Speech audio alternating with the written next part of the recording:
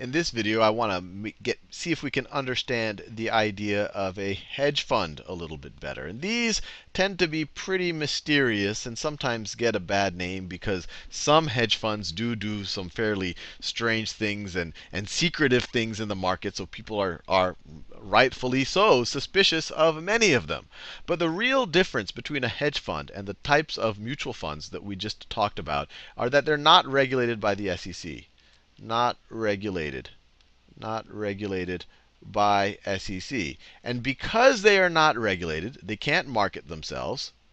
They can't market. That's why when you watch financial shows or you get a magazine, a finance magazine, you will not see ads for hedge funds. The mutual funds are all over the place, marketing them left and right. Hedge funds, the largest hedge funds in the world are definitely not even household names. No one, very few people even know what those largest hedge funds in the world are, and that's because they can't market themselves, no matter how good of a track record or really how reasonable of a fund they might be. Some might not be reasonable, some are. They can't market themselves, and they also can't take money from the public. Can't take money from the public.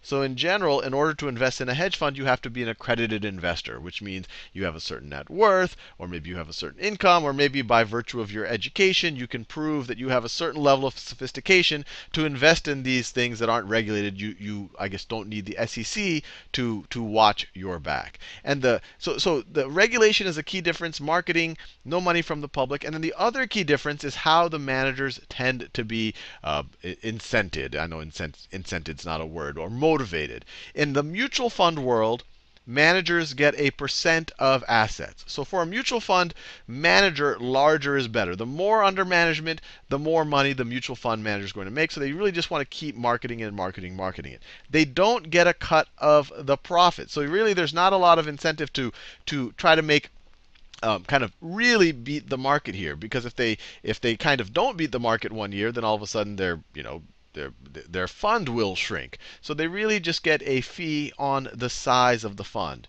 In a hedge fund, usually the implication is that a hedge fund will be more actively managed. They'll get a larger management fee. So usually, larger management fee. Instead of the 1%. 1% is actually a lot for a mutual fund. Instead of that, hedge funds tend to be 1 to 2%. So 1 to 2% management fee, and sometimes even larger than that. But the even, I guess, bigger difference, and this is where hedge funds are very different from a traditional mutual fund, is that the management company, the general partner, gets a percentage of the profits. So a hedge fund manager, or the management company, the going rate tends to be about 20% of the profits of the fund. Sometimes it's less. Sometimes it's a lot more. Some very successful hedge funds get 25, 30%, or even a larger percentage of the profits. So with that out of the way, in the next video, I'm going to do some different mechanics of essentially the same returns, but one by a hedge fund and then one by a traditional mutual fund.